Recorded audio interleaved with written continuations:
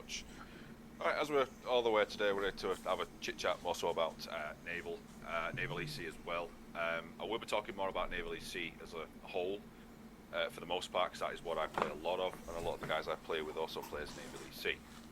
Now, so we have arcade versus realistic. So originally from as Naval started on Naval EC, arcades on Thursdays, as we all were aware. I mean, I've played for the last 4 to 5 years. I've got quite a lot of guys now who've played for a few years as well. So not all of the arcade characteristics were implanted into EC, and I believe this is what made Naval EC special and different from all of the game modes. It was its own game mode in a sense. Regardless of it being an arcade or a realistic days, the realistic aiming system, the realistic ship handling, realistic airplane handling was implemented on both days, whether it was arcade or realistic. The biggest differences between the two were the auto-reloading of the aircraft in mid-air, reloading of the torpedoes, etc., etc., and also obviously the torpedo spotting distance. And everybody seemed to enjoy that, even over the last 3 to 4 years. Everybody really enjoyed that, and everybody came to Naval EC particularly because it was its own game mode. There wasn't any other game mode like it, and that's the reason I started to play Naval EC. Now, regardless of the ships and planes, again, there will all be realistic aiming system, realistic handling, and in that sense, it was kind of like the simulation mode in air, whereas everything was simulated, everything was more realistic, and then, so in a sense, Naval EC has become more of a simulator for naval. Not quite there, but it's as far as it can go as in realistic mode. So, I mean, give me a second. Since we've seen arcade being implemented into Naval EC recently, we've actually seen quite a rapid decline in arcade days, simply due to this fact, with obviously the aiming systems being completely different, and for some reason it's just been implemented generically, so it's not been specific to Naval EC in its own sense. Now, what I think what most people would agree with is to put Naval EC back to the way it was before. So all the realistic handling and everything on both days. And I think this will bring back a lot of players lost on those arcade days as well, and also bring back even some players used to play from 3 to 4 years ago, because I know quite a few don't play it anymore, especially on arcade days. And I think they just enjoyed that aspect a lot more. So I think we should maybe bring that back to the way it was once before. So on that front, on the arcade being realistic, I think that's what should be done. But again, it's more of a personal thing, I guess, for everybody else. But that's where I think we should be at with that one. On to the second part is bugs, glitching and fixing. So over the last 4 to 5 years of playing Naval EC myself, I've seen maybe 2 to 3 bug fixes in Naval EC. And these bug fixes were not directly aimed at EC, but aimed at more of the air simulation modes, which somehow written to Naval EC. But these were things like, as an example, the AI bombers were circling endlessly and constantly spawning only on one side. More noticeable on the Port Moresby map. This is just an example, but I think it's time that Naval EC is given a little bit more attention when it comes to bugs and gameplay errors, server stability, and glitches within the EC mode. As we've all heard the same answers when reporting bugs and glitches in Naval EC, it's still an experimental mode. That's completely understandable, and it has been for a very, very long time. But unfortunately, the issues that have been building up don't seem to be getting fixed, or it takes a very long time for at least one of the bugs to get fixed. So one of the biggest bugs currently in Naval EC, and it could also relate to realistic and arcade, I'm not quite sure, but it's a... give me a second. It's basically, since the update to the arcade aiming, we've got a UI bug. So after the roughly 1 hour to 1.5 hours in the game, I think it's about the hour point, the UI completely bugs out. So you can't change loadouts on planes, you can't do anything, you can't go to the options, you can't report players, you can't do anything. And that's been active for about 5 to 6 weeks. And I think a lot of people have reported it, but again, it's because I think it might be more specific to Naval EC, it's not really being looked at. So where Naval EC is concerned, it's just being pushed back as far back as it can go, and it'll be the last thing to be looked at. So again, where the bugs and glitches are concerned, there are a lot of other bugs and glitches and problems and issues with spawn points and air cap problems that others may want to talk about. But there are quite a lot of glitches and bugs and issues in Naval EC that could be looked at and swiftly acted on if it was to be looked at in more detail as in Naval EC as a whole. So where that's concerned, I think that should be a really big area of looking at Naval EC as a whole, but also as well as normal arcade and realistic naval as well, because that could pass over to that too, because it is kind of all one thing in itself. So again, it could pass over. And I know the last thing that I think everybody would like to see happen is Naval EC to be added into the stats and service records. So as it stands, Naval EC is not a tracked on any stats of any kind. I myself have been playing Naval EC for 4 to 5 years since its first major release. And now me personally, I'm very curious, as well as other players, would like to see, my ships destroyed, air units destroyed, progress, port capture progress, etc. in the stats menu. And maybe make a leaderboard system for the players who play Naval EC, just like there is in other game modes. As it stands, you can see most of your played game modes, the most played vehicle. You can choose between your arcade, your realistic and simulator stats and service record, but absolutely nothing for Naval EC of any kind. And I think that most players would like this to be implemented so we can see our stats and service records on, again, possibly even a leaderboard system. This would give more incentive for players to want to play Naval EC and climb those leaderboards to, build up. I mean, everybody wants to get there as high as possible. And at the minute, because there's absolutely nothing that tracks it, you might get a few dodgy players coming in and ruin it for everybody else. And there's nothing to see how they're kind of getting there that quick and et cetera, et cetera. So, again, it's just another point that I think a lot of people would like to see. Now, I said, those are my main 3 points. There will be a lot of other people in this chat who will have maybe something similar and or other things on top of it, so I've kept it roughly short. But on that front there, I think that's what some of us would like to see done. So I appreciate everybody for listening to that one, and I will pass it on to the next speaker. Thank you very much. Okay, thank you very much. You did very well there, 6 minutes, 30 seconds. So Tyrael is not here yet, so I will hand the floor over to our another guest speaker, Rowan. So Rowan, the floor is yours. What would you like to see in EC, or more widely maybe in Naval, going forward? Well, thank you very much. I'm going to approach this as a bit of a different view because I'm not an EC player. There's quite a few things about the game that irk me compared to just playing normal matches. And I've read through the document that you sent me, and I think that's a lot of, valid points. And I'm also more interested to see what the actual opinions are of EC players, and see what they actually think is wrong or can improve with the mode. Personally, as was brought up in the document, I like the idea of them actually being lobbies like AirSim is, so you can join them and leave them more freely, and they don't become deserted ghost towns after the 2-hour mark. And other than that, I don't really have much to add to the Naval EC discussion, but I'm curious to see what everybody's experience with it is over the last few years. And that's about it, really. Okay, well, thank you very much. Short and sweet there for a minute. And thank you to Commander Tyrael, who's just managed to join us. He was busy elsewhere, but he did send me a little message saying, I'll be coming there shortly. I'll be there in a bit. So all the way from Australia, Commander Tyrael, welcome to the iNAVY round table. And what do you have to add to the table around what you see? The question is really, we are focusing a little bit of Naval EC, but also on the wider thing of what we want to do in Naval going forward, what we like to see from Gaijin. So the floor is yours. Thank you very much, Gunship. Hello, everybody. If you don't know me, my name is Ty. I make naval content occasionally. On the topic of Naval EC, I think it is the best reflection of naval combat that War Thunder can currently offer. I think that I've always thought it's the best mode, and it's always been an unfortunate case for me that I don't get to play it very often because it's available on weekends, and I don't get a lot of time on weekends, strangely.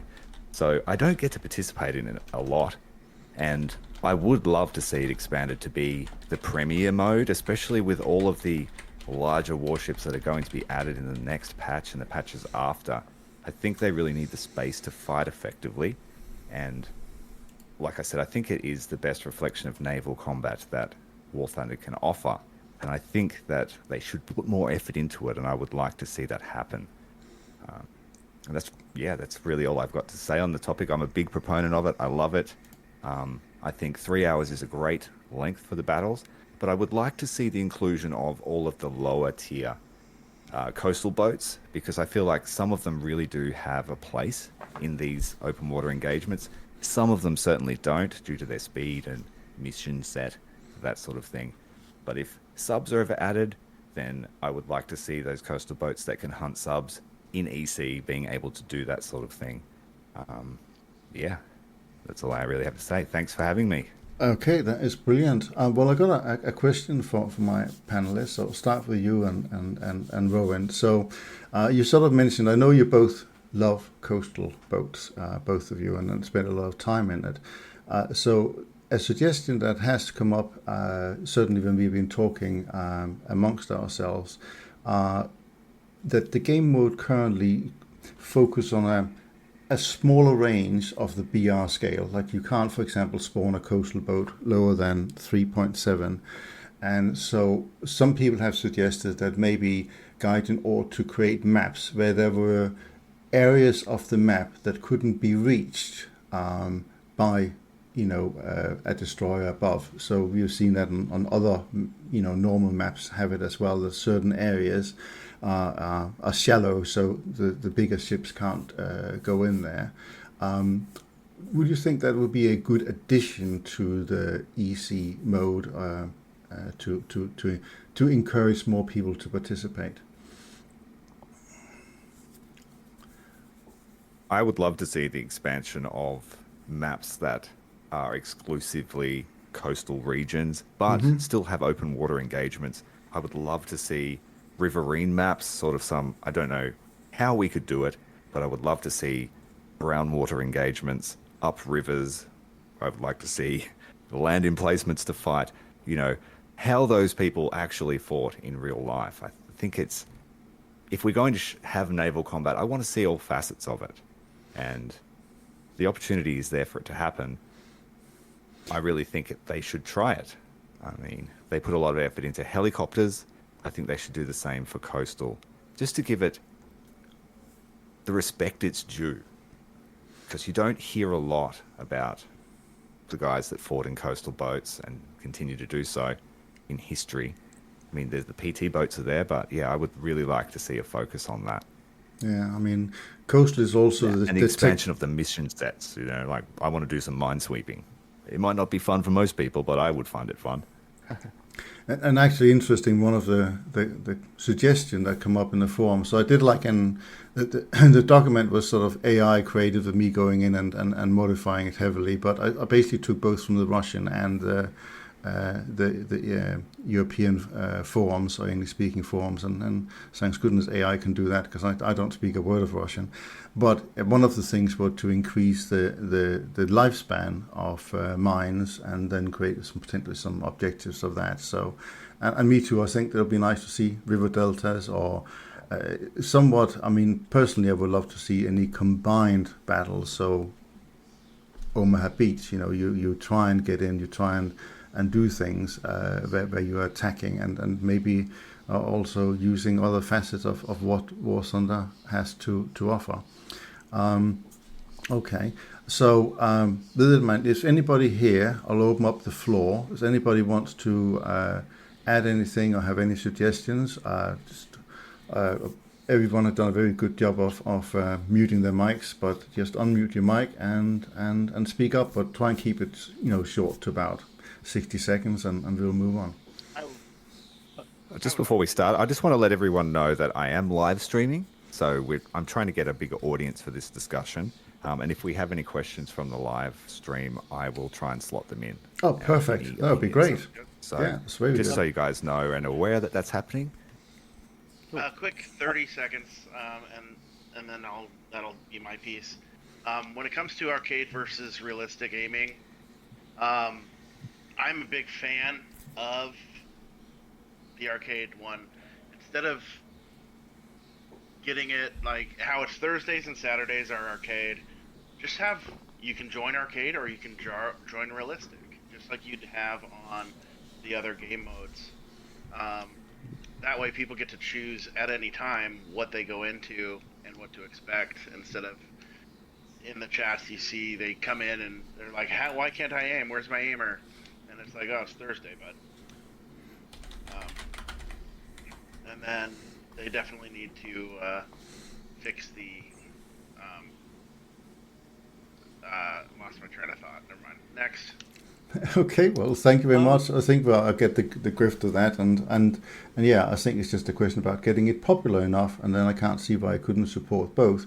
That was it. Since I only play arcade days are packed 9 times out of 10. So they need more servers.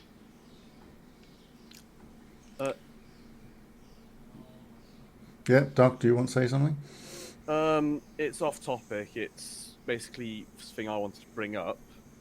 But if that's all Tyler wanted to say about arcade, is that all? Yeah, you can bring a different topic up. That's fine. Bring a different topic. In the War Thunder forums, I don't know if you took this into account as your things, but improved Naval EC is a permanently available mode for naval battles. Suggestion in realistic battle game discussion by Zoltag. When it comes to bringing our wishes for changes across to Gaijin, are we going to post our own similar forum and have that discussed on the forums, or how exactly are we going to try and communicate what we want to Gaijin? I don't think you can over-communicate, put it that way. So I think that we will try and do it from many different angles. Every voice has a thing, but if nobody replies to a forum post, if nobody likes a video, if nobody does whatever, then Gaijin is going to take no notice. But if we as a community have things like, for example, what we are having now, or we watch a lot of Commander Tyrael's videos or Rowan's videos and like them, and that's get noted.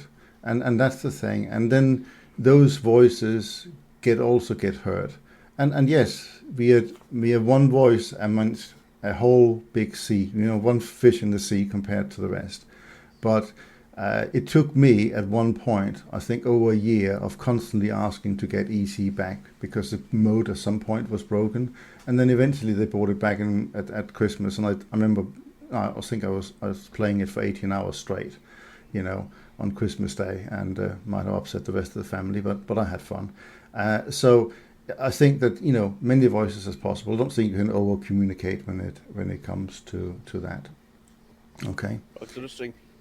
Once we're done in this roundtable, how are we going to communicate what our discussion was about to Gaijin exactly? Do we have a plan for that, or? Yes. Will you touch on this later? I was already touched on it in the start, but the good thing is it's already been streamed by Commander Tyrael. I might make a video of it as well and stick it on.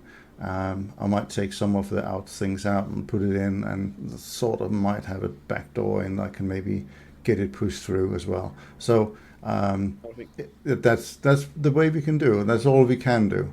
And hopefully, we are a voice within Naval. Irish Viking here had done a great job of creating an EC community within iNAVY, and we have multiple squadrons running now in order to help facilitate that and really have a good fight.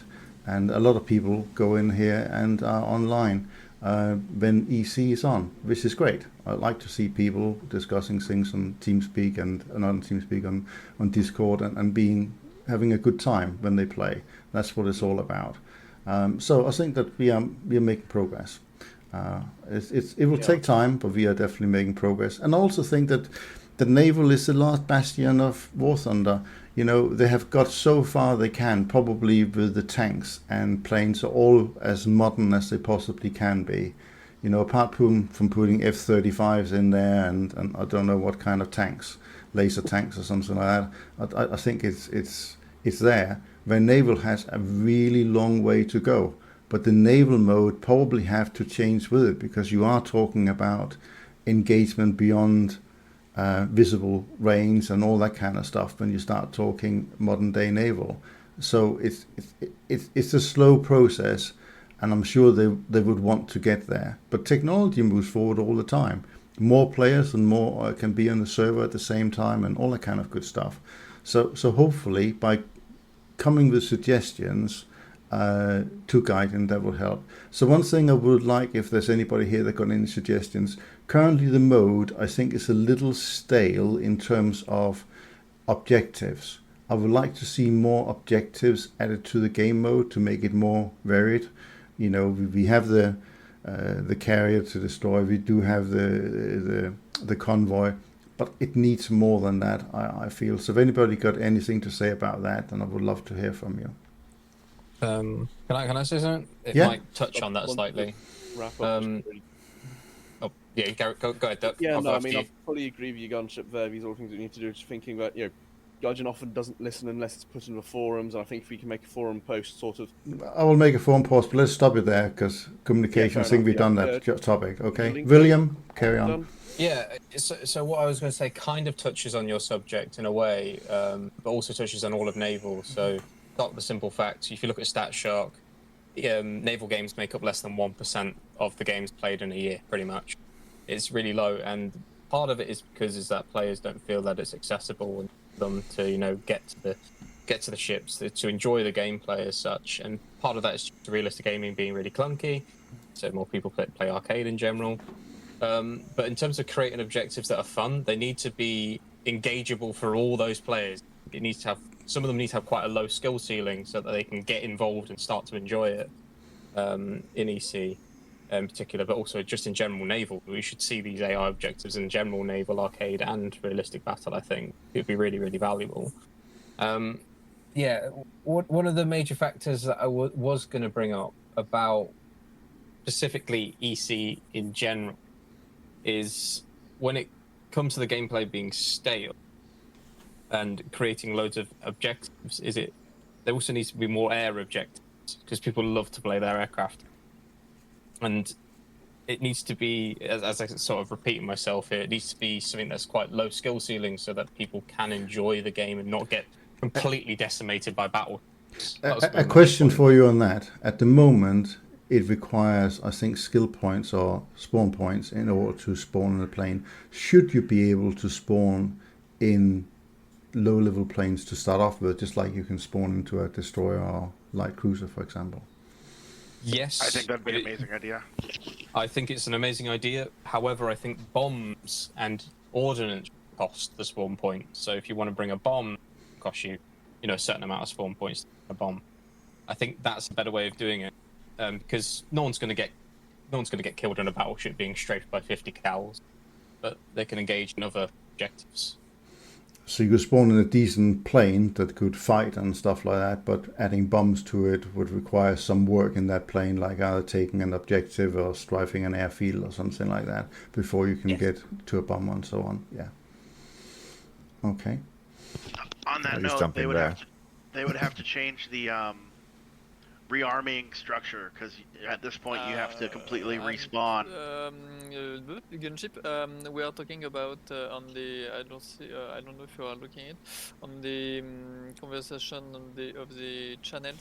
I think that fighters should be able to spawn without bomb freely.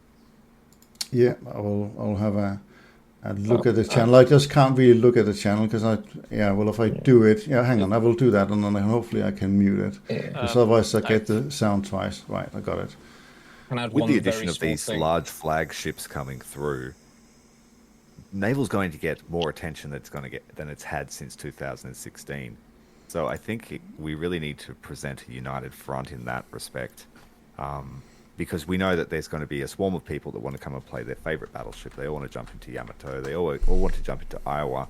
So I think now is the time to make ourselves heard about what we want. And so I really urge you guys to participate in the forums if you don't.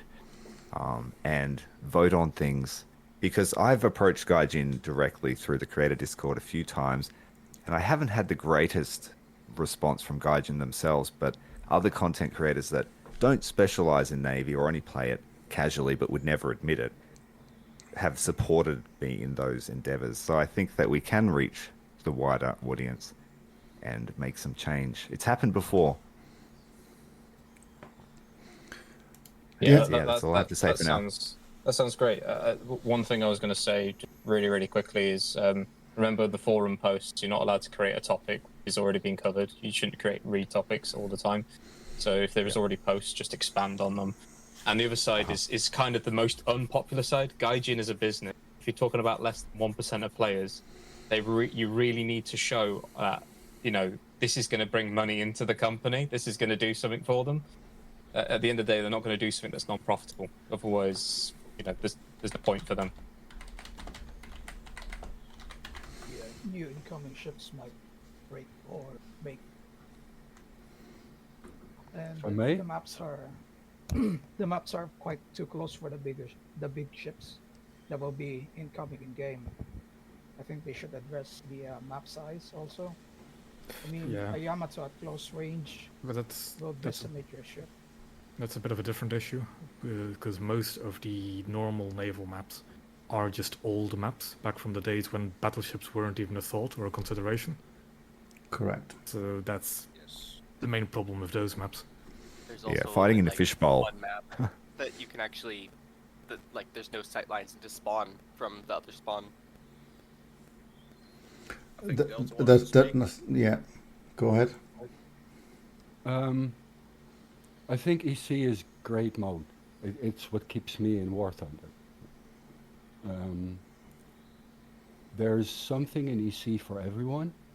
So there's planes there, and there's for every typical player there's something to do. But also the objectives that are already there are sometimes quite unclear, and it needs the community to make that clear to whoever new players are coming in, because they don't understand. And I've been playing EC for years now, and I still don't exactly know how the plane thing works. So the game is not giving me the information to be able to play it in a right way. And just like the carrier needs to get spotted, and then you can kill it. Why is it on the map if it's not spotted? And then just take it off the map. And then spot it with a plane or whatever. That could be a plane that's actually a pilot more than a boatman, and have it just start with a scout plane and have him scout that carrier, and then it appears for the other player so we can shoot it. And there's all these type of things where I think Gaijin can put a lot of more understandable information out there with almost zero effort. I think that's true. I mean, we do a fair bit. That's the Royal. We are the EC guys. There's here do a lot in terms of spamming out messages to people in chat while they're playing, just to get people on board about what they're supposed to do, where they're supposed to spawn, and so on. The other day I posted a guide on the forum for new starters in Naval, just to give them a few ideas of what they need to do. But yes, I do think that it should be an F1 prompt, or press here if you're new to EC Naval and it will tell you the mode. I mean, that should be in the game. It shouldn't be up to the wider community to provide that kind of information. Guidance sometimes are really terrible about that, and I think sometimes they rely on content creators and so on, but not everyone that plays War Thunder also goes on YouTube and so on, and that creates it must be very frustrating for a new person that think, oh, this looks interesting, joins in and probably spawn at some port somewhere that there's no action, and they just sit there for 2 hours and think, well, that was fun. So yeah, I do think that a lot more information could be done in the game. So I have a question that I'll put forward to anybody that wants to answer it. But one of my irritations with the game mode is the constant spawn or torpedo spam where people jump in. The Shimikaze is probably the worst example. Spam torpedoes everywhere, dies, just respawn and do the same again a million times. And people that have saved up to get a battleship for a long time get 3 torpedoes up the side and then they're done for the mode. Is anybody that got any suggestion to how that could be better handled in the game? Well, I do, but let's go one time from top. Can I have Rowan to answer that one? Because it's also one of my gripes with EC is the spawn point system with spawning ships. I think you'd actually solve that problem with just putting respawn timers on vehicles. Yes. Yes, agreed. Part of to expand upon it, so if you put a respawn timer so you don't respawn the same ship ad infinitum, just, I don't know, 15, 30 seconds, something like that. I think that's a good idea. That's So you're not back-to-backing Scharnhorst and things like that. or stuff like that, yeah. And Yeah. as an expansion on that, I think in general it should work with timers instead of spawn point costs, because to me, at least, as somebody who doesn't play EC, it is just a race to whatever team can get battleships first and keep their battleships, and that's the team that wins. And there's an absolutely a meta for getting to the battleship as fast as possible. Yeah, there absolutely is. agree with you. Go on, Bridget. I would add to that. That is also one of my gripes with the mode. If I don't do well in the first half an hour, it's you're kind of done for. And I feel that while there should be absolutely a bonus for doing well and being able to spawn the battleship and utilizing that, I think as the mode progresses, I think it should loosen up so there won't be no spawn point cost, for example, for a 5.3 or 5.7 ship. So later in the game, people are not starting for us as a low point of having to be in a destroyer, so they can spawn in better ship. There should be a better balance. That's what I'm after. There's probably many ways of doing it. I do like the idea about the timer as well. Actually, I think that's a really good idea. I've If I may, got a couple of suggestions. Okay, Vin, please go ahead. We haven't heard from you yet. Okay, so as far as the EC carrier, what I would do is until it's spotted, make it invulnerable. That would prevent everything. The bots shooting at it, the AI shooting at it right now, what have you. Just make it invulnerable until somebody goes over and spots it. And that would take care of all that. The bases. One of the problems that we have is when, or not bases, but ports. One of the problems that we have in the matches is that we'll get down to the end and there'll only be 1 or 2 people on the other team. We've captured every port, but there's still 4,000 or 5,000 points that need to tick off in order for us to get out of that match and into another one.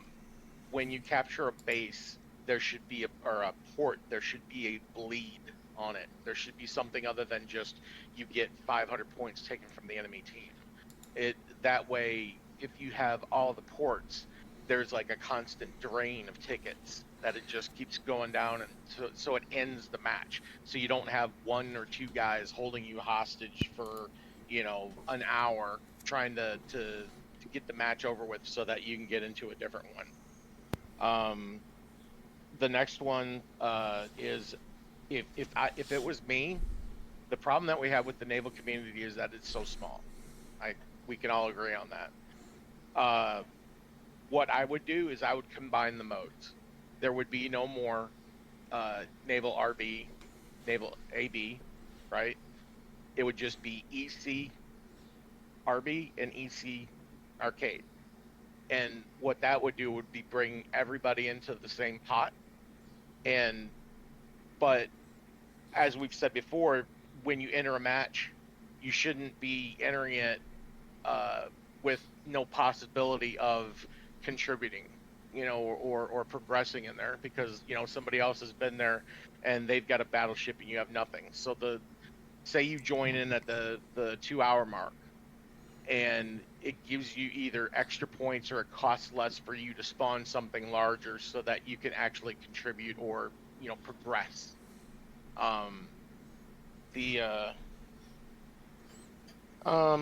If they don't want to do that, then maybe have some PvE elements where you have bots that make up, like they do in the regular ones, that say you have bots that go from one point to the other, and they interact just like they do in the regular matches.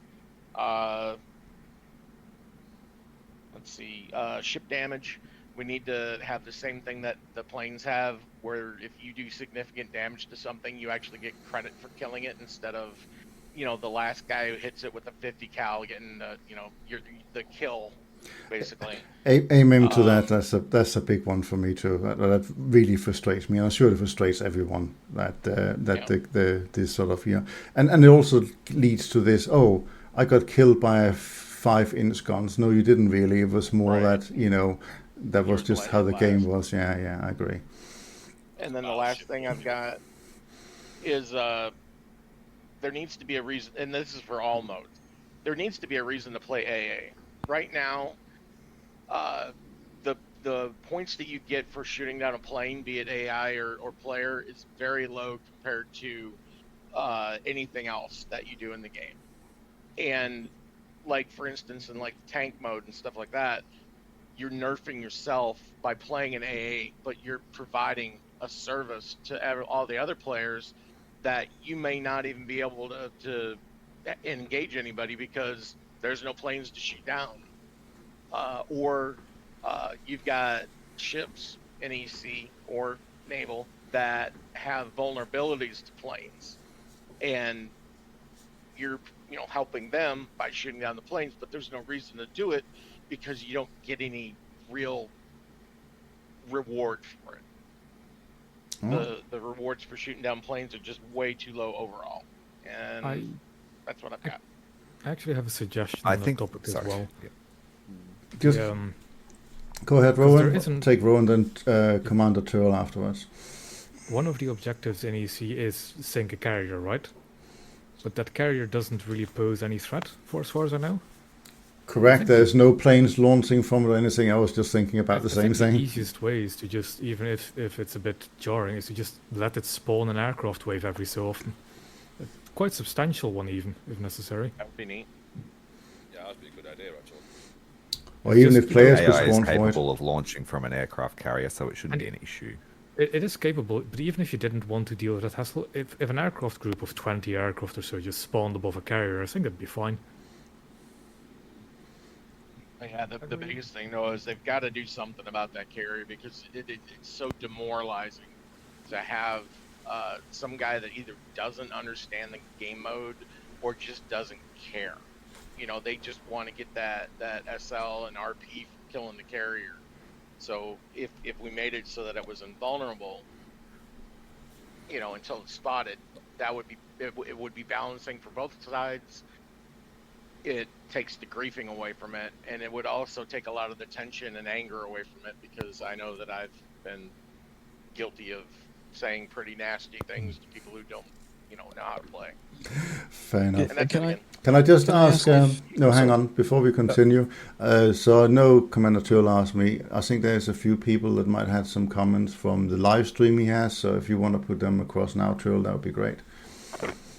Yeah, thank you. One of the comments that I've received is that there's a bit of an issue with hackers and people making exploits or using exploits in regards to the way EC and Sim mode are handled. And there is concern that by moving to a lobby system, it would be extremely easy to exploit or boost accounts, because you could just fill lobbies with your friends and just do silly things. And that's one of the main reasons they removed Heli PvP, which isn't really advertised very much, but it was players boosting themselves by killing each other. Gunships released a video of it happening in normal matches, I agree that it might be an issue in EC as well, with better rewards. You know, you can finish a 3-hour mission in 30 minutes doing things like that. Another comment we have here is that 3 hours is a long time to commit to. So this one comes from Baron. He said that he feels like it's too long for, you know, certain lifestyles, and that, you know, if you jump in for half an hour, are you a detriment to the team in that case? And he would like to see more of a siege game mode, I guess, like what Gunship mentioned before in regards to, say, D-Day landings and amphibious assaults and things like that. What else we got here?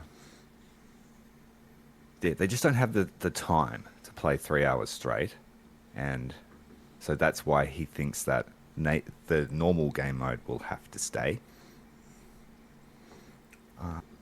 Okay. And there is a lot of agreement to what everybody else has said throughout their comments as well, and that'll Can I do for now. respond to the game mode issue? Sure. Yeah. So what my thoughts were on that were, if you combine the modes, that when you jump in and you jump out, you know, if you have 30 minutes to play, you have 30 minutes to play, and you come in, you spawn your ships, you contribute, and then you go out.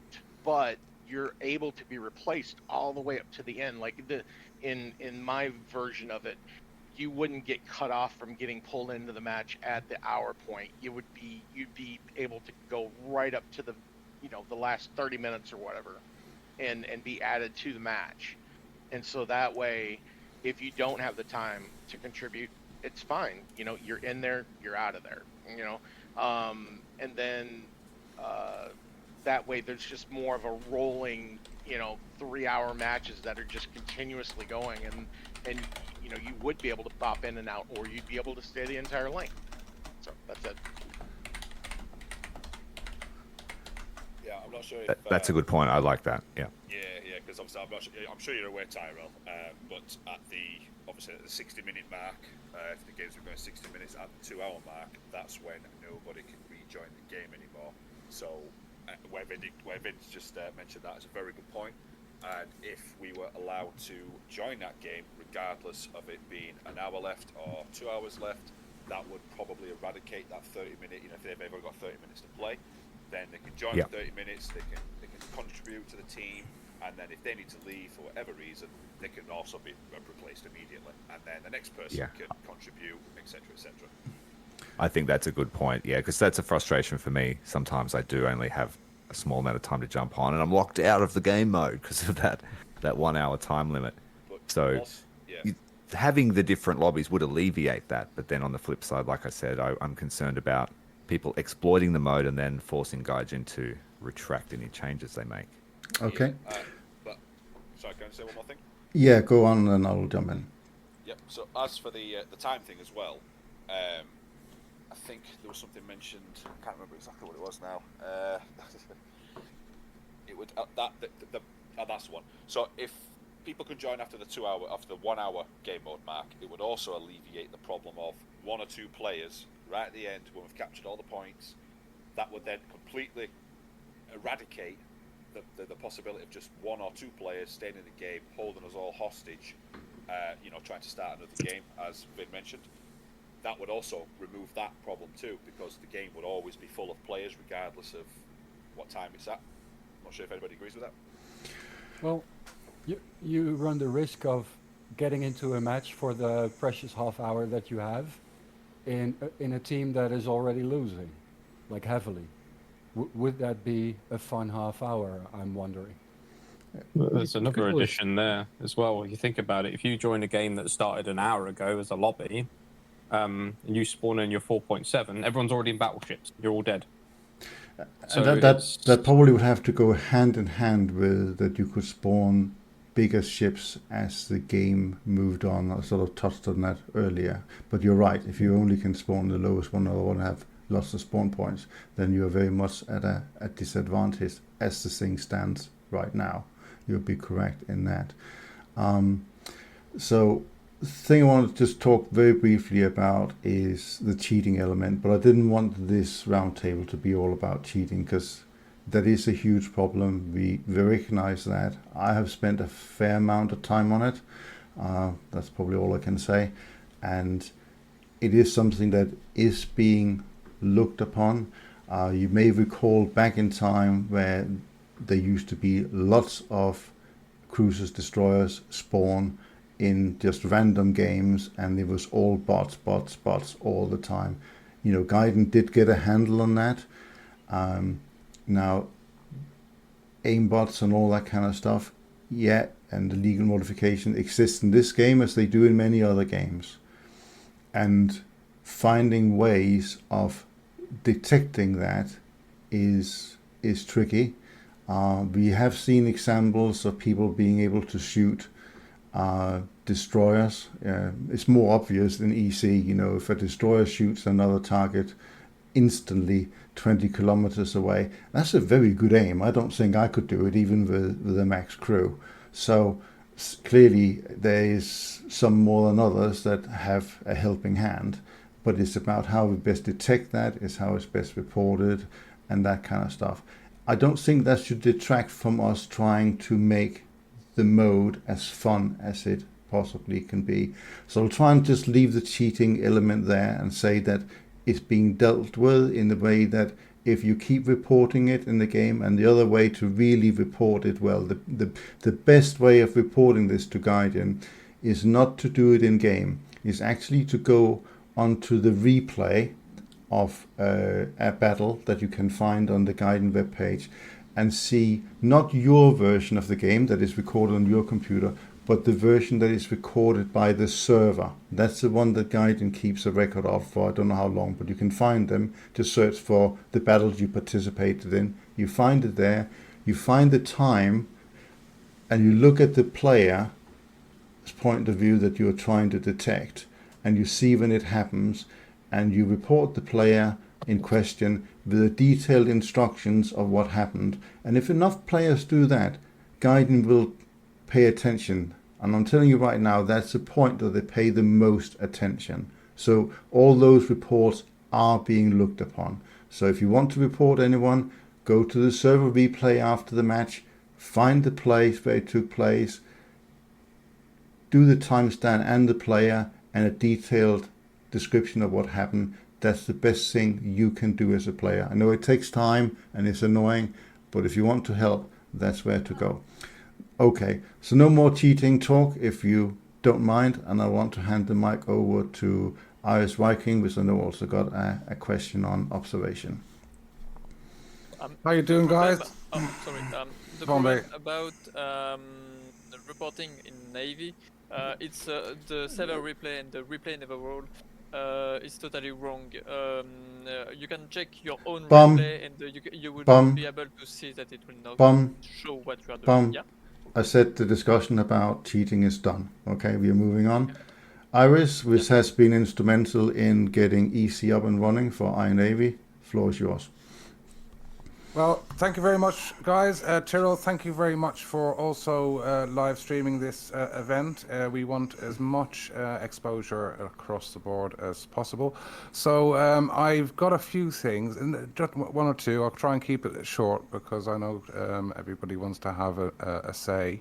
I'm picking up on what Tyrael said about brown water engagements and also mines. I think the mines fuse should be a little bit longer, and so that it can create pinch points to create more battle environments and more opportunity for engagement. I think we should there should be a supply role attached to those mine sweepers, where the supply boats, when not mine sweeping, can go supply either larger ships or and indeed repair the ships. I'm not sure if that could be implemented. These are just ideas going to throw out to the panel and the guests that's in the event today. And also just at the end, picking up on how an EC game can be dragged out towards the end of the match, where perhaps one team is dominating, so the other side, sort of half their team disappears. And this causes a waste of time for both sides, really, because the battle is pretty much over. So I think after there should be a kind of a timer where players would be locked in to the game to complete the game properly and give everybody the equal opportunity to continue battling, because 3 hours is a long time. Thank you very much for that comment from, I can't remember your name on Tyrael's show, but that is a point. But some players do have the time and they do enjoy playing EC pretty much all weekend, really. I think we could extend EC as well into the week for a shorter type of mode, like maybe an hour and a half type of EC, and create a new sort of EC spin-off. And yes, I am absolutely thankful and surprised at how we have been able to grow a community within a community here on iNAVY. And thank you very much, Gunship, for hosting us, bunch of crazy EC mad... whatever you want to call us. Thank you. Enthusiast is maybe a good word. Irish out. Okay. The motley crew. Yeah, indeed. All right. Anybody else got anything to add? I'd like to add I would like to... Sorry, go ahead. So I'll just go with ODoc first, then Commander Tyrael, and then Doc. Okay, ODoc, you got the floor. All right, thank you very much. I'd like to say I've studied naval history, and I want to implement some of that into this discussion. So, battleships reign supreme in this mode, obviously, and in history, battleships were supreme, but then were replaced by aircraft. I want to say, and I want to add on and enhance the rework of aircraft in Naval Engagement EC with, in the forums, they talked about AI squadrons, and I think that would be a great addition. But I want to also add on to the fact with AA is a huge problem. A lot of people don't fly because you can't get nowhere near an aircraft or a ship without being decimated, per se. And I would say balancing AA would be a huge benefit with anyone who wants to go in for a torpedo strike. Now, again, there may be downsides with the balancing factor. If they reduce AA, then airplanes would just dominate everyone. But I would say realistic torpedoes and bombs would add a huge effect towards this balancing issue with, like, cheaper torpedoes would have a higher percentage of deflecting or being duds. Same with cheaper bombs. So what I wanted to say was if you implement AI aircraft with squadrons and lower AA, people might fly aircraft more and target those big battleships at the top of the leaderboard. And this would help effectively balance the whole mode itself. Okay. And that's basically what I want to touch upon. Yeah, well, thank you for that. I will just quickly add to that when we have done custom battles, we do sometimes do that in iNAVY, and we had, for example, 20 planes and torpedo boats against a couple of battleships and stuff like that. Then the picture does change because the volume of planes, which sort of goes too long. I think the suggestion there was about maybe making planes be able to spawn for free would also help. But I hear you. I think it's a valid point and a balancing thing that needs to be done. So is Commander Tyrael next, followed by Doc. So you made some good points about the aircraft. There's no denying that War Thunder's ship AA is cracked. I mean, the lowliest riverboat can hit you with his 76mm canyon from 6 kilometers away. So that definitely does need to be some tuning on the effectiveness of AA. But it should be noted that aircraft really struggle by themselves attacking warships. And the addition of a squadron or AI squadrons to sort of hide yourself in would be a much needed addition. But on the topic of AA, let's jump forward a few years and discuss missiles. How do people feel about missiles in Naval EC? I know there are two major contenders / offenders for the missile age. There is the USS Douglas from the US Coastal Tree, a premium boat, and then there is the Bravi, the dastardly Soviet destroyer. Do you guys find that it affects your gameplay a lot to face those missiles? Like, yes, it's bad enough facing Alaska's 40 mil swarm, but you then Can I be the does it ruin the devil's fun? advocate here? Yeah, I just want to know Missiles are- opinions here. Yeah. Missiles are irrelevant, and except for one thing. The reason that we need missiles in EC is because you have players that can climb to 8,000 meters and drop guided bombs on you every 30 seconds without. So that arcade dilemma for ordnance is also a big issue in my book, because Correct. the arcade version is just silly with the Fritz being dropped on you, like you said, every 30 seconds. And I really enjoy the RB mode for its air combat. Like, so stay away from the coast if you don't want to dodge missiles, and just do other missions, and you can unlock other aircraft in Naval EC. And that's what I tried to focus on when I've covered it in my coverage of EC, because I feel like if you can draw in some air crowd and sort of lower the requirements for people to fly a sortie, you might get a few RB players that just want to come and fly squadrons to pad out the numbers. And I think that might liven up the place a bit, because my favorite thing about War Thunder Naval is asymmetric warfare. Agree. I love the concept of coastal boats, all the different classes of boats finding their place within War Thunder's fleet and being able to contribute to the battle. And I think that's where War Thunder will shine over its competitor, who has an inordinate amount of players compared to our little community. And I would like to draw some of them over to us if we can. Yeah, I think that's an excellent.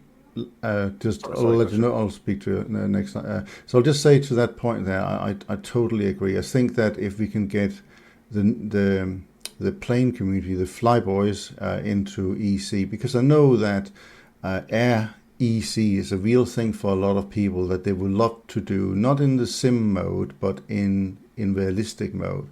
And if that was combined, that they could fly their planes at the same time as we could, drive our boats, I think that would be a real hit. I think that would be a really strong point. I myself am a flyboy originally. Like, I'm super passionate about the aircraft, that I sort of carved the niche in naval. And I've tried to say to the air community, there is opportunity for fun here. And some of my best videos have been demonstrating how to do CAS strikes in naval and illustrating how the battle, like the air combat itself, like the dogfights in naval RB, if you can avoid all the AA fire, are the most pure War Thunder dogfights that I remember from 2014. There's no markers. You have to look really hard to find your enemy, and you can be easily distracted by ground fire. It's just perfect for the air community to get into. But the AA is too strong, and the limitations on airstrikes are too harsh, in my opinion. So I would like to suggest something. Okay, we'll just Right Hexa will get you in just after Iris. So Iris and then Right Hexa. Yeah, sorry, I'll just find Vindicta's post here because he asked me a question. No, God, why am I doing that? Bear with me. Live streams, eh? Okay, well, just hang on to the sword, Iris. I'll just jump up to right. I'll take Doc afterwards, and then you can go again when you find what you need. So, Right, go ahead. I would like to suggest so that the aircraft carrier would have a function. What if we make the aircraft carrier, like, remember what we can do about the artillery strike?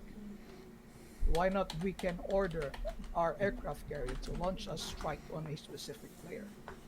At least, if we do that, there's a bunch of planes that will overwhelm his AA or the enemy ships that we are targeting. At least you can overwhelm his AA, and hopefully 1 or 2 or 3 bombs might hit him. I think that would create the necessity of spotting or killing the enemy aircraft, to prevent the incoming airstrike for our enemy, for example. So at least the aircraft, the carrier, will have now a specific function that will aid both players who don't have enough spawn points to eliminate their enemy battleships. That's just my opinion. Okay, thank you. And if I go to Doc, and then we'll go to Iris afterwards. Just to interject, go to Vindicta. I want him to explain better. Okay, Doc first, then Vindicta. Yeah.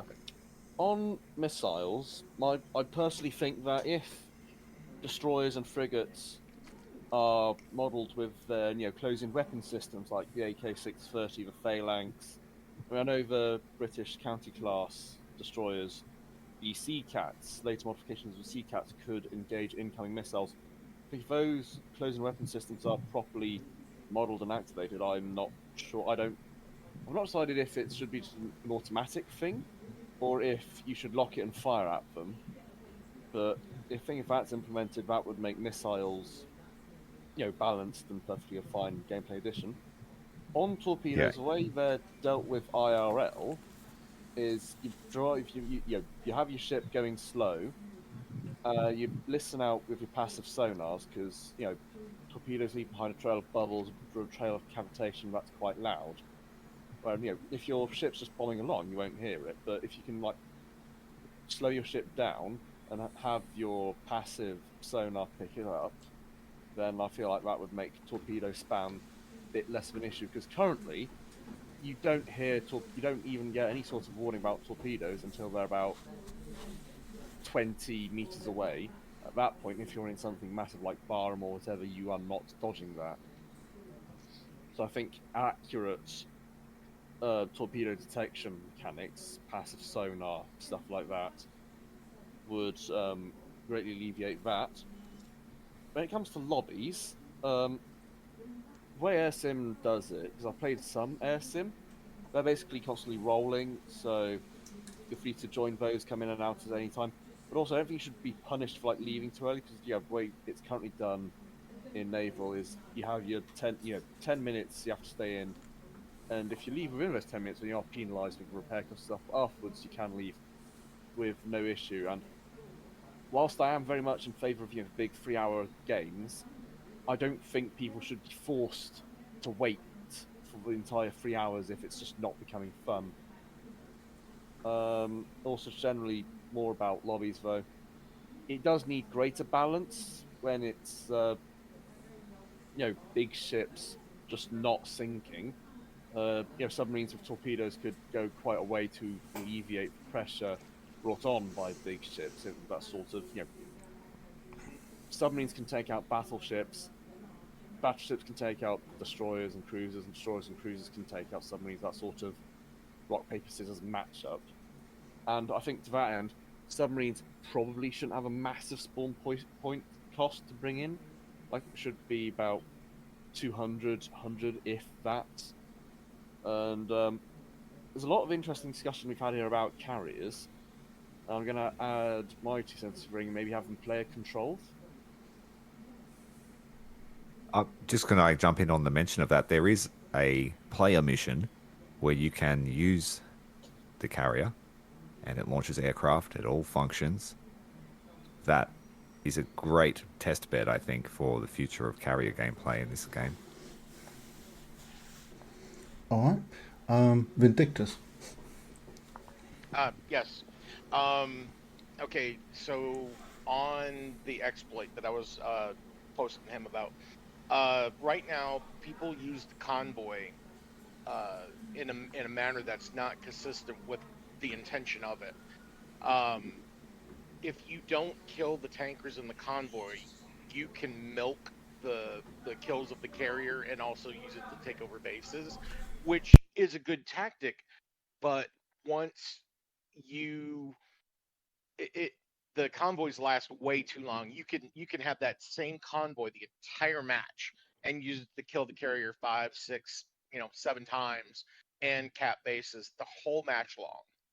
And that's just wrong because whoever has that convoy has the advantage for the entire match.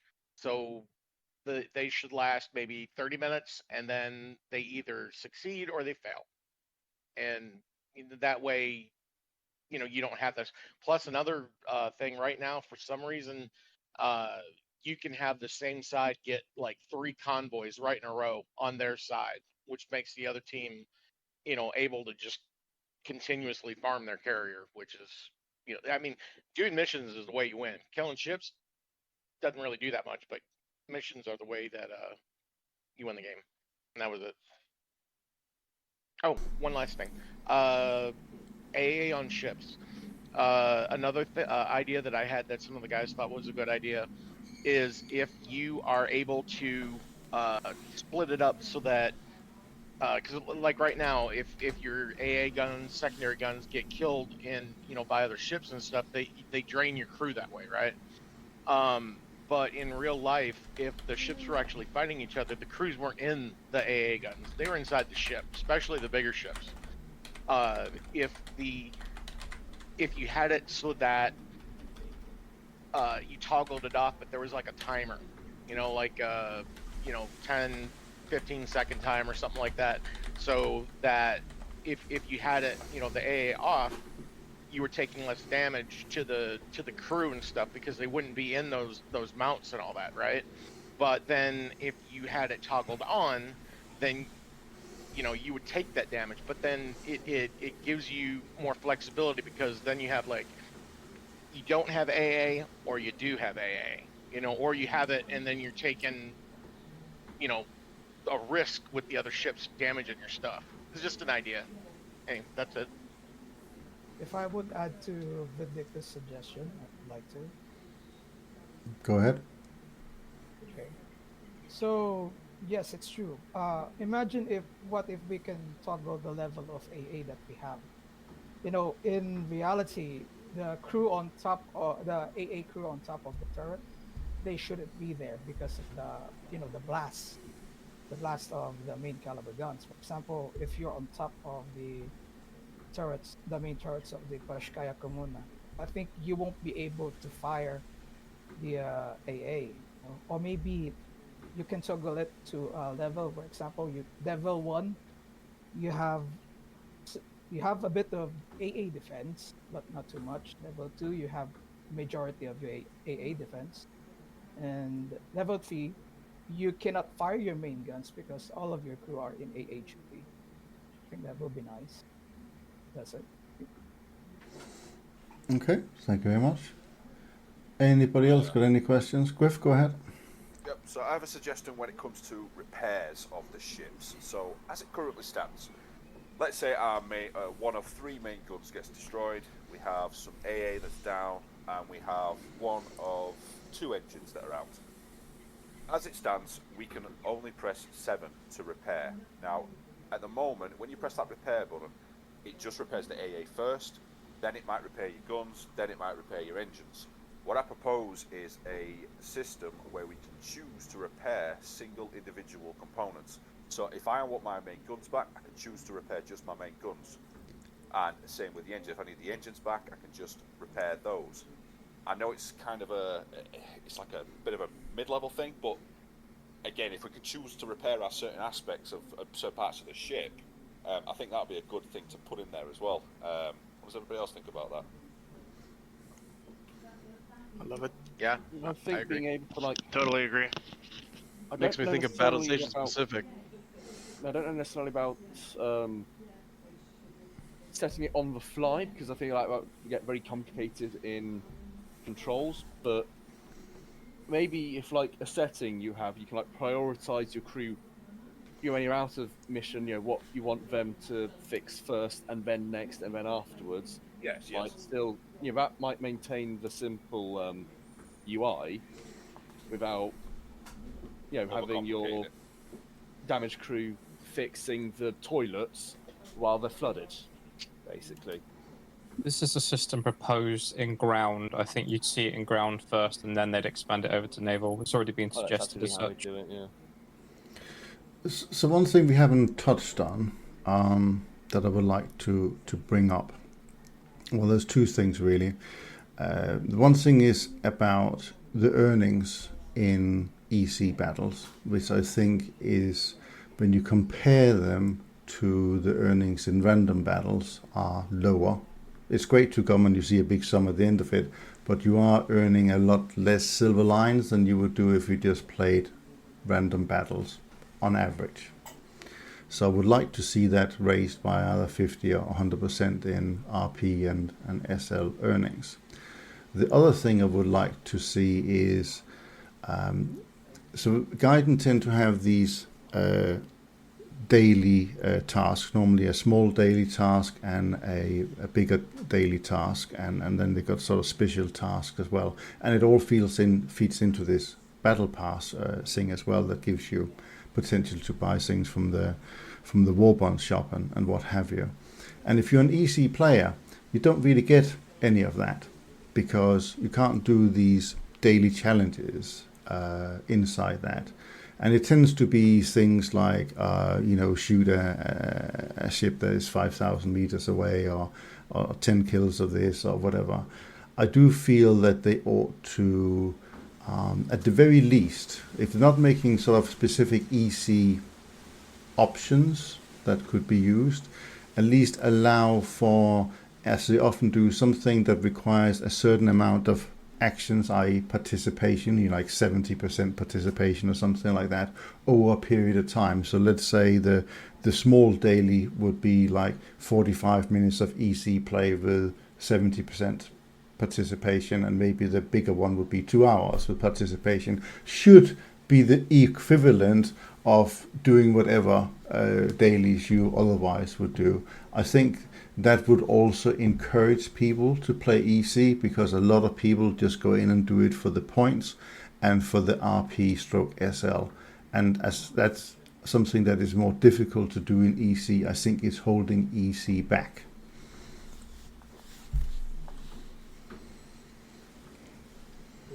So can I take the silence that people think that's a good idea, or does that mean it's a big fat no? Agreed. Hear, hear. Yeah, good idea. The eyes have it. Okay. Yeah, go ahead. Yeah, that would be probably a nice idea, but the current player base, what we have, is it good thing that we try to lure all the players to the EC and nobody plays normal random battles anymore except the bots themselves? Well, so that's a good question, because that comes to the wider question of EC as a whole, or Naval as a whole. I think it depends a little bit what mode you play of Naval. I've found myself, if I'm lower ranks, then I get more players playing it. But if I go up and play 7-0, I get very little participation, and often you see a lot of randoms. But I also think that's because that mode is a little bit crap, because battleships spawn 7 kilometers from each other and it's just a turkey shoot. But that's a bit of a personal opinion to it. I think that, and that goes back to what Rowan was saying, that these maps was originally made for coastal ships, not let alone flipping battleships and large cruisers. Yeah, during a time when they said they would never do anything bigger than a sub chaser. Yes, exactly. That's basically it we've been given. And every map that's come in afterwards has followed the same formula, so it hasn't alleviated the problem. But the biggest problem that Naval has is because a lot of people love cruisers and battleships, and your standard casual history enjoyer would know, Yamato and Iowa and a few others. They're the ships that attract people to the mode, and it's unfortunate that the standard mode is just an absolute crapshoot, and it's honestly not fun once you get to the Dreadnought era. And I think most people would agree with me. And it's partially why I don't enjoy it. So I would prefer to play EC. And for that reason, I feel like standard mode should be like the learning area, get good, learn the tactics, become familiar with all the classes of boats, and then you graduate to EC and you're now an actual captain sort of thing. And I think that that's the edge I've always tried to take with my content as well, sort of educate the people about the ships that they're going to fight in, so that they have a concept of how it should be used in battle, and it's not so frustrating that they're just getting shot to shit and they don't know what to do. There's another point on top of that, really, to address the thing of do we really want people to come over and bring everyone over to EC. If you're not recruiting players, you're always losing players, which means your player base always gets smaller. And the more people playing EC, the more incentive Gaijin has to focus. So the answer is straight up yes, we do want more people to be involved in it at every stage. So one of the points that Tyrael just made me think about actually point 7 in the document, which is some of the introduction of early World War II EC mode, and try and restrict certain ships and whatnot to, for example, before 1944 or something like that.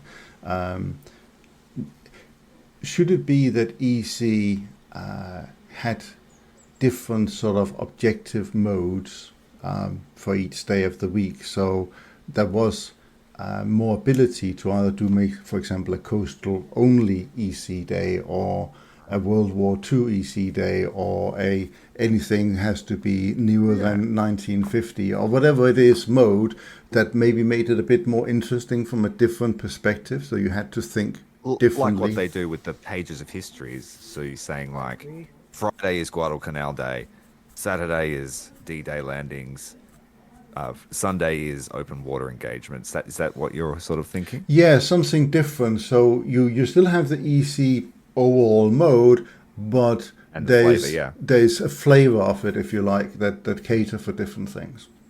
In a similar vein to how the BRs rotate for airsim. Yes. Yeah.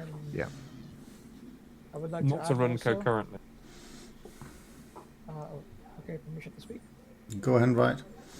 Okay. I would like to add also the position of 6.0 ships. They are quite in a pickle because they're gonna be fighting the 3 World War I battleship, and also the 7.0 Giants. I think they should adjust the 6.0 where at least they can perform a little well, other than being a target for battleships, You don't know how many times we have tried that. Yeah. That is sort of the Gaijin way of always trying to for you to buy the bigger ship and get the next BR up and stuff like that by making the ship you have at the moment a bit useless. But I get you, it's annoying, but I think if there was days where maybe battleships were not a thing, that maybe the highest ship you could spawn was a 6.0 or even a 5.7 ship, and maybe battleships and battle cruisers were not included. I don't think that would necessarily be a bad thing, because it is an issue, or maybe the spawn cost for spawning into a 6.0 ship right now is simply too high, because it's not worth it. You don't see it very often, and players are very good at finding the best possible way to win battles. So if something costs too much to use, guess what? It's not going to get spawned. Or maybe at least have an EC game where at least 6.0 will be the highest.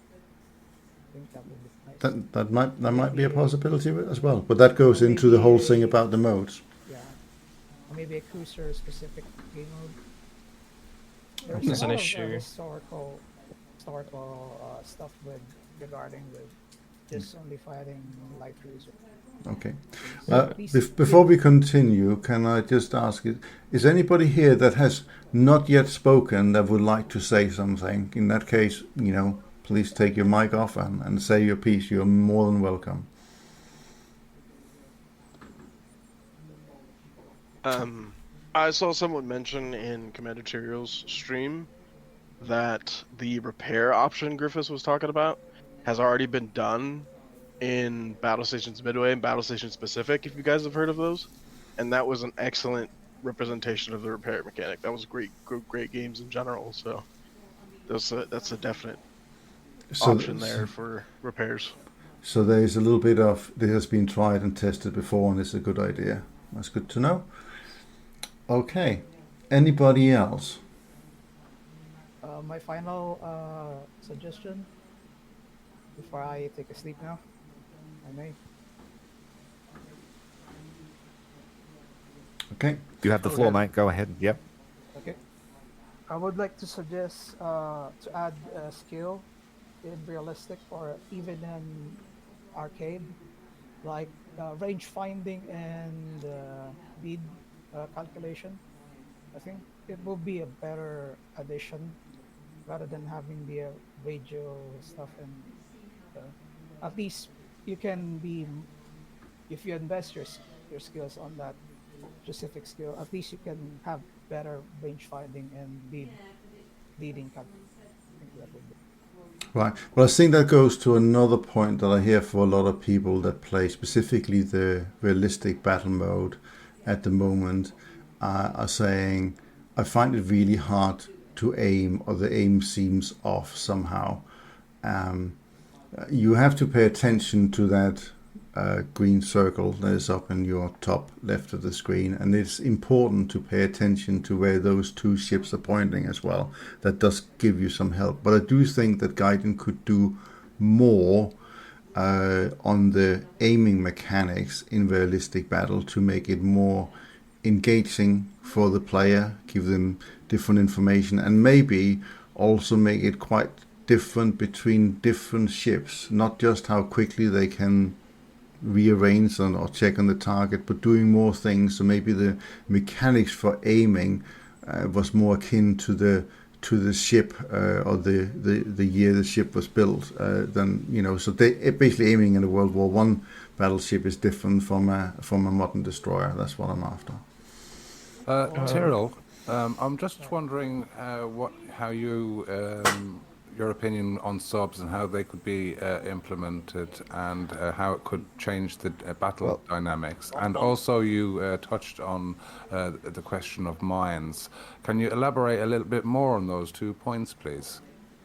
Well, I am a big proponent of, great minds think alike, and I was just writing down some points about subs. I think that we honestly need them to add that fourth dimension that really is pivotal to modern naval engagements, and to shy away from, like, if you want to be the most powerful person on the battlefield, you have to be in a battleship.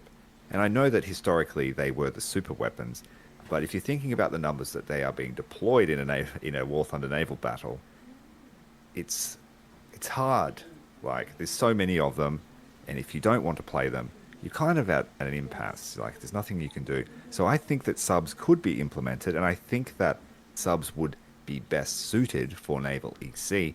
And one of the ways that I've been thinking about how they could be implemented would be to, like you currently spawn, you choose your spawn points, but maybe there are more options for submarines so that you can place yourself in an advantageous position, because let's face it, they are slow.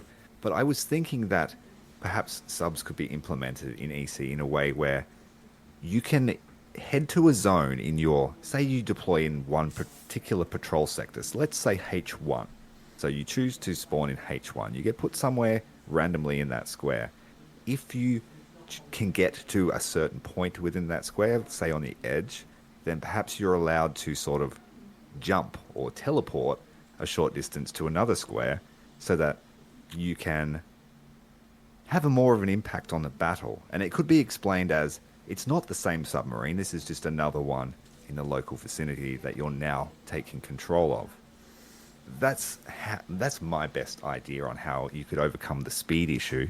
And having it randomly placed in the sector, it would also, I guess, overcome the issue of just being able to jump right in front of the enemy that you want to kill and kill them that way.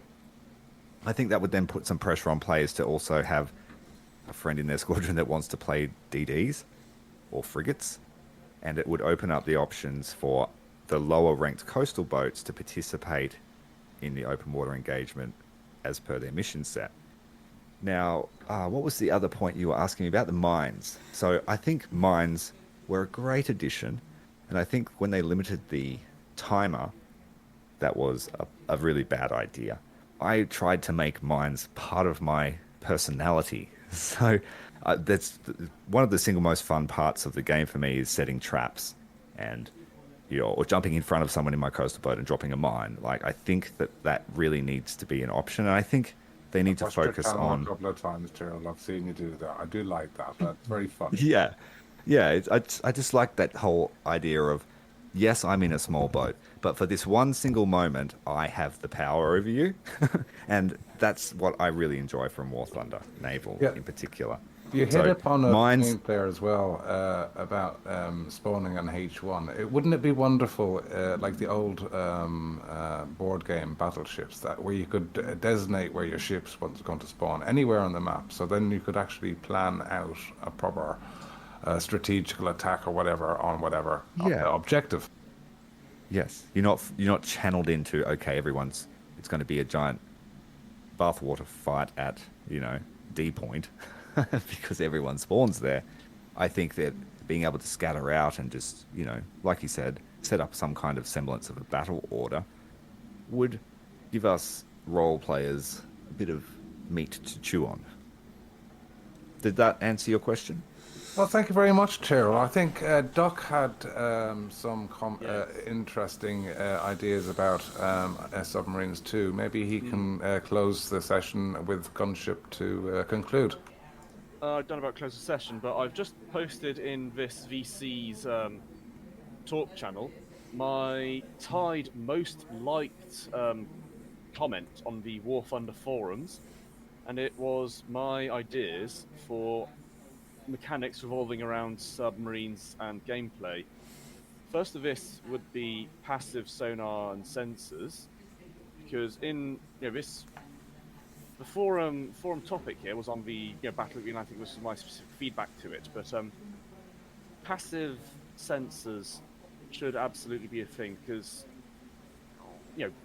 there's a lot of variants that they can have. But hang on, let me try and re-explain. Ships can have two types of sensors, active and passive. Active sensors just ping out, banging away, and they have reasonably good range, but one, they can get tackled by thermoclines, which make them bounce along, extending their range, but under the thermocline, it's a shadow zone. It's basically, you can't be heard.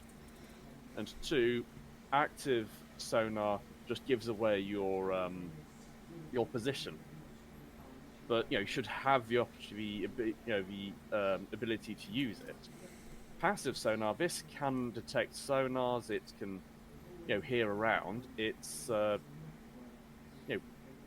passive sonar. It would allow you to hear submarines. It would allow you to hear enemy ships. It would allow you to hear oncoming torpedoes. But that is, the thing about passive is that it is very dependent on how fast you're going. If you're sprinting away, then the sound of water rushing against your hull will block out the sound, so you'll have to slow down to actually hear the submarine or whatever, or the torpedo or whatever coming at you. Which, in something like a Scharnhorst or a Bismarck, that'll just spend its time sprinting away at 50 knots, might actually be something they might want to do if they want a chance of combating submarines. So, thing 1 and 2, passive and active sensors. 3, baffles. Baffles are it's an area behind pretty much any ship that's functionally a dead zone to both their passive and active sensors, on the basis that if ships didn't have baffles, then their passive and active sensors would just be completely deafened by the sound of their own machinery and engines. So, sort of shadow zone, a dead zone behind a ship in a sort of cone, would give submarines a few options as where to attack from and where to hide in. And thermoclines, finally. Thermoclines are basically a very sudden change in water temperature at a shallow angle. Sonar pings bounce up along them, and as do this is the same for both passive and active sonar because of how sound waves propagate. But at a shallow angle, sound waves bounce on for a long while, and at a steep angle, they get refracted downwards. But that basically gives a sort of zone within the lower section of the thermocline where a submarine can hide, and I think we should be able to fully utilize this. I think more generally, my personal models for submarine gameplay is Cold Waters with the dot mod, and on that I think submarine doing everything correctly should be able to remain undetected. There should not be some automatic detection range. Like, a ship shouldn't be able to be sprinting away at 50 knots, but because the submarine is within a kilometer, they know exactly where that submarine is. No, I think that submarines, if they're doing everything correctly, should be able to stay hidden and remain undetected. But these are just my opinions.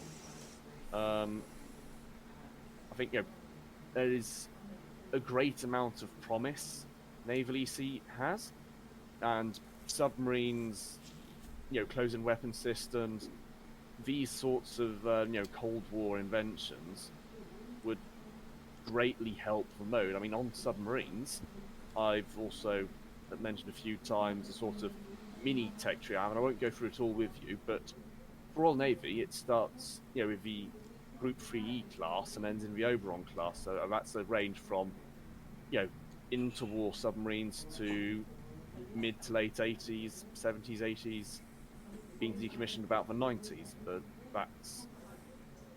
that is my sort of piece on submarines. I think they should be added. Okay. Just on the topic of sensor warfare, if you'd like to know more, I have put a link in the chat that'll teach you all you need to know about modern sensor systems. There was Go also ahead. correct about thermoclines, wasn't I? Because I think I remember my GCSE physics. Yes, you were pretty spot on there, mate. Okay. Thank you. And thank you to everyone. We sort of come up to the hour and a half mark, and don't want to keep you going all day long.